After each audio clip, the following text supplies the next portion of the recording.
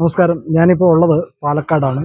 നമ്മളെ ഇവിടുത്തെ കോൺഗ്രസ് സ്ഥാനാർത്ഥി രമേഷ് പിഷാരടി എന്ന അദ്ദേഹത്തോട് ചില കാര്യങ്ങൾ ചോദിക്കും. നമസ്കാരം ചേട്ടാ. പിന്നെ ഇന്നലെ ഇവിടെ എത്തി.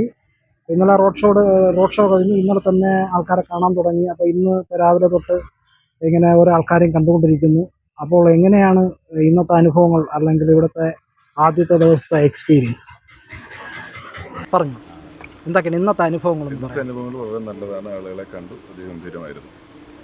അപ്പോൾ ഇവിടെ ഒരു യുദ്ധസമാനമായ സാഹചര്യമാണ് ഞാൻ ഇവിടെ വന്നപ്പോൾ അറിയാൻ കഴിഞ്ഞത്. അതാണ് ഞാൻ അറിഞ്ഞത് ഇറാഖ് ഇറാൻ ഭാഗത്താണ്. ഇവിടെ അത്രയും നിങ്ങൾ പറയുന്ന അത്രയും അല്ല, ശത്രുവിനെ നിസാരമായിട്ട് കണക്കാക്കുകയാണ്. ശത്രു എന്നുള്ള വാക്ക് തന്നെ തെറ്റാണെന്ന് വിശ്വസിക്കുന്ന ആളാണ് ഞാൻ.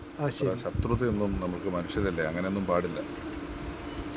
എന്നാലും മുന്നോട്ടുള്ള യാത്ര എങ്ങനെ സുഖകരമായിരിക്കുമോ? ജനങ്ങളുമായിട്ട് കണ്ടപ്പോൾ ആദ്യത്തെ ദിവസം ജനങ്ങളുമായിട്ട് കണ്ടിരുന്നു. നമ്മളിവിടെയുള്ള ജനങ്ങളെയൊക്കെ പലതവണ പ്രചരണത്തിനൊക്കെ വന്നിട്ടുള്ളതാണ്. അവരെല്ലാം വളരെ സ്നേഹത്തോടെ തന്നെയാണ് പെരുമാറുന്നത്. ഈ നാട്ടുകാരനാണെന്നറിയാം. അമ്മയുടെ നാടല്ലേ ഇവിടെ? അപ്പോൾ ആ ഒരു സ്വാധീനം, ആ ഒരു ബന്ധം, ഇവിടെ ആഗ്രഹാരങ്ങളും അങ്ങനെ പോയിട്ട് ഇവിടുന്ന് പോയി അവിടെ വളർന്നതല്ലേ.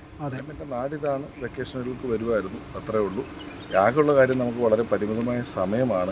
ഈ സമയം കൊണ്ട് മാക്സിമം ആളുകളെ കാണുക എന്നുള്ളതാണ് വെച്ചിരിക്കുന്നത്. അതിനുവേണ്ടിയുള്ള ഓട്ടത്തിലാണ്.